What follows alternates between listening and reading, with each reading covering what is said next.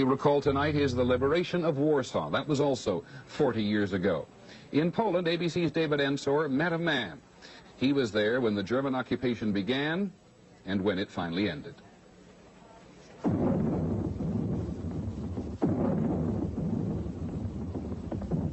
As the Germans bombed Warsaw in September 1939, the last Polish radio broadcast was a piano nocturne by Frédéric Chopin.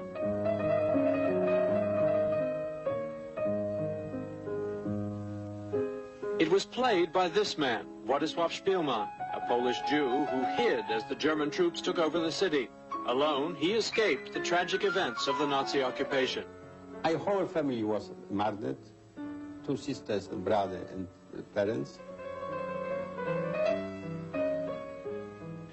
Jews were rounded up after the Warsaw Ghetto uprising. 500,000 went to death camps from the Polish capital alone. Then, in August 1944, a general uprising crushed. The population of Warsaw shipped to prison camps. The city destroyed on Hitler's orders. Poles had started the uprising believing Soviet troops camped across the river would soon join them. They were wrong. The Russians said they didn't yet have enough troops in the area. The attack by the Red Army and Polish partisans finally came on January 17, 1945. Some Poles charged the Soviets deliberately waited until Hitler's army had destroyed the city, and with it the non-communist Home Army. Behind the retreating Germans, the liberators found a smoldering moonscape, a deserted wasteland. Among the few buildings left standing were those used by German troops. In this one, when the Red Army marched into Warsaw, was one man, virtually the only Pole who survived in this city throughout the war.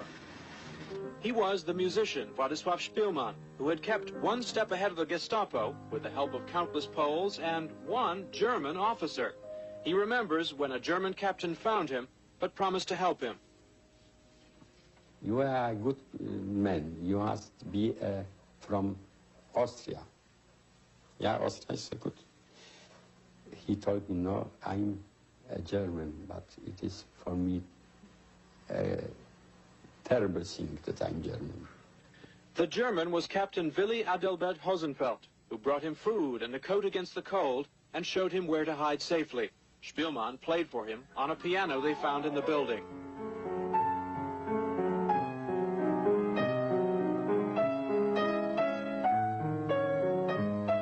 The German captain, who Szpilman later found out had saved several other Warsaw Jews, died in a prisoner of war camp in the Soviet Union in the early 50s.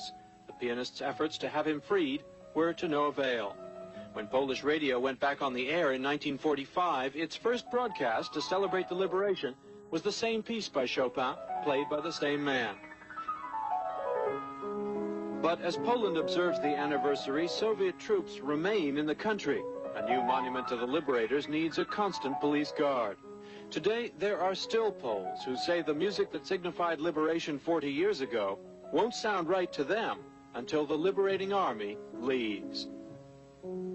David Ensor, ABC News, Warsaw.